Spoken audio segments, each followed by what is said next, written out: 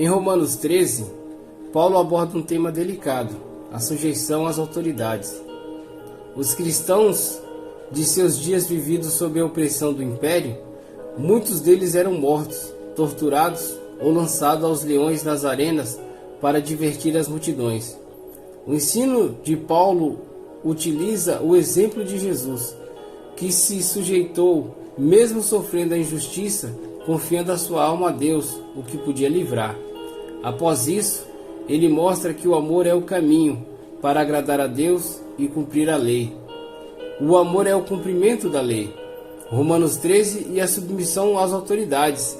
Roma era a capital imperial, a sede do governo civil do império. Romanos 13, do 1 ao 3. Como residentes em Roma, os primeiros leitores de Paulo estavam cientes da glória e da vergonha daquela cidade nos dias de Nero, que reinou de 54 a 68 d.C. Mas eles também eram cidadãos do reino de Cristo. Sendo assim, Paulo discutiu a relação de um cristão com o seu governo e governantes civis. Tanto em sua extensão quanto em detalhes específicos, essa discussão é a passagem-chave do Novo Testamento sobre o assunto.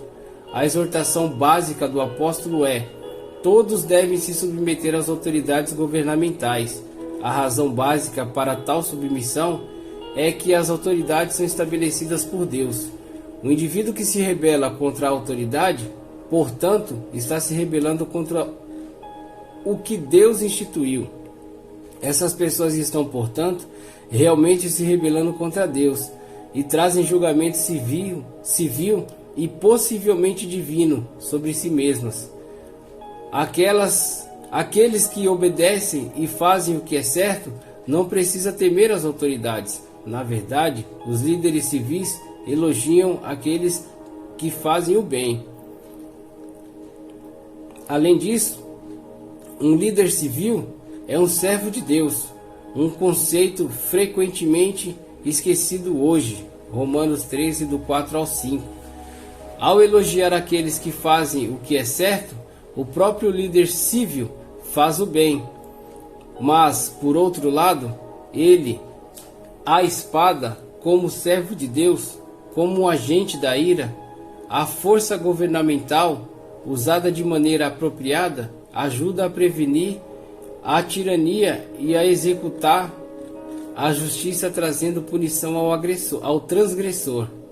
Um cristão tem duas razões para ser submisso às autoridades civis: para evitar uma possível punição e para dar atenção à sua consciência, que o incita a obedecer às ordenanças de Deus.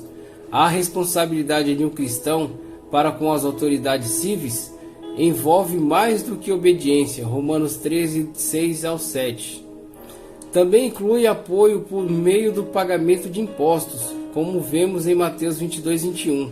Isso ocorre porque os líderes, como servo de Deus, devem dedicar o seu tempo integral ao governo e precisam de apoio por meio de impostos dos cidadãos, incluindo os cristãos. Portanto, o cristão deve dar todo o que lhe deve, seja em dinheiro, impostos e receita, ou respeito e honra. Em Romanos 14, Paulo nos mostra que a comunhão entre os irmãos e a tolerância a respeito de opiniões diferentes devem ser profundamente consideradas na igreja. Não podemos impor o nosso ponto de vista e com isso destruir a fé do nosso irmão. Precisamos aprender a lidar com as diferenças e a suportar a visão diferente em amor. Outra advertência é contra o julgamento do próximo, ao próximo. Paulo faz um alerta sobre isso, porque cada um de nós dará conta de si mesmo a Deus e não do próximo. Muitas vezes estamos tão focados no procedimento do outro que acabamos esquecendo de ficar atento aos nossos passos. Ele encerra nos falando sobre a estrutura do reino de Deus. O reino não gira em torno de comida e bebida, vestes, dias e etc. O reino de Deus gira em torno da justiça, paz e alegria. Quem é você para julgar o servo alheio? Se como igreja prestássemos mais atenção aos conselhos ministrados em Romanos 14, do 1 ao 6, haveria mais comunhão entre nós cristãos, pois o Espírito Santo nos exorta a ter paciência com quem é fraco na fé e a não discutir assuntos sensíveis do cristianismo. O apóstolo Paulo cita, por exemplo, alguns temas: alimentação, qual dia guardar, etc. Questões que ainda em nossos dias não possuem uma definição única. Particularmente, por muito tempo critiquei quem se declarava cristão, mas guarda o sábado. Hoje não mais. Em Romanos 14:5, você pode conferir que o texto sagrado nos mostra que essa decisão é pessoal, ou seja, o Espírito Santo entende nossas particularidades. É parte do que somos como seus filhos. Na verdade, o bom entendimento deste capítulo foi e é um divisor de águas na minha fé. Lhe encorajo a estudá-lo e vivê-lo. Isso lhe fará ser um cristão mais leve e amoroso. Em Romanos 15, Paulo continua ensinando sobre a necessidade do amor ao próximo e o dever que os fortes têm de suportar os fracos. O cristão vive sob constante pressão e perseguição. Só conseguimos suportar e vencer quando o Deus eterno nos concede forças para preservar, e Ele o faz. Por fim, Paulo fala sobre a sua dedicação e pregação do Evangelho de Jesus e os seus planos futuros. O Deus que concede perseverança e ânimo. Depois de nos exortar a amar uns aos outros e a ter paciência com quem é mais fraco na fé, o Espírito Santo nos encoraja com o amor de Deus revelado em Jesus Cristo, nos prometendo força e ânimo através dele. Contudo, a exortação para que nós amemos se repete: aceitem-se uns aos outros. Ele nos diz: ao invés de criar barreiras entre nós, vamos criar pontes. Sejamos intencionais para promover unidade. Afinal, Jesus é a nossa esperança. Ele é o Deus que nos enche com toda alegria e paz por nossa confiança nele. Jesus é a força do seu povo, e quanto mais nos relacionamos com ele, mais somos cheios de sua graça e vida.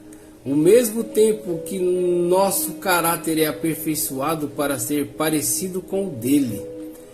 Como povo santo do Senhor, devemos ser conhecidos como um povo que o adora, exalta. Nossa face deve ser marcada pela satisfação e alegria de viver a vida de Cristo, que Cristo conquistou para cada um de nós na cruz.